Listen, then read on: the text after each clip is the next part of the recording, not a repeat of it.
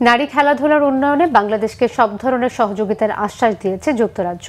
যুব ক্রীড়া প্রতিমন্ত্রীর সাথে সৌজন্য সাক্ষাতে নারী খেলাধুলার উন্নয়নে ভূমিকা রাখার প্রতিশ্রুতি দিয়েছেন British high commissioner Sarah cook.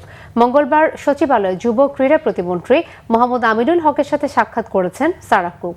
দ্বিপাক্ষিক এই বৈঠকে বাংলাদেশে নারী ক্রীড়ার মান উন্নয়ন, কমনওয়েলথ গেমসে উন্নত প্রশিক্ষণ, যুব সমাজে দক্ষ করে তোলা এবং দুই দেশের মধ্যে ক্রীড়া কূটনীতি শক্তিশালী করার বিষয়ে আলোচনা হয়েছে।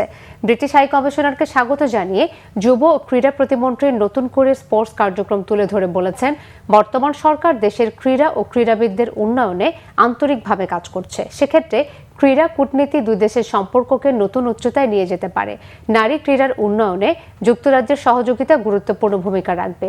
ক্রীড়া প্রতিমন্ত্রী আরও বলেছেন, বর্তমান সরকার ক্রীড়া ও যুব উন্নয়নের মাধ্যমে দেশের ইতিবাচক পরিবর্তন আনতে বদ্ধপরিকর। খেলাধুলা সমাজে বৈষম্য দূরীকরণের একটি শক্তিশালী হাতিয়ার। তাই স্পোর্টস ইন্ডাস্ট্রি নির্মাণে ব্রিটিশ সরকারের কারিগরি সহায়তা দেশের ক্রীড়ায় প্রশিক্ষক ও খেলোয়াড়দের আরও আধুনিক ও বিশ্বমানের হবার সুযোগ করে দিবে।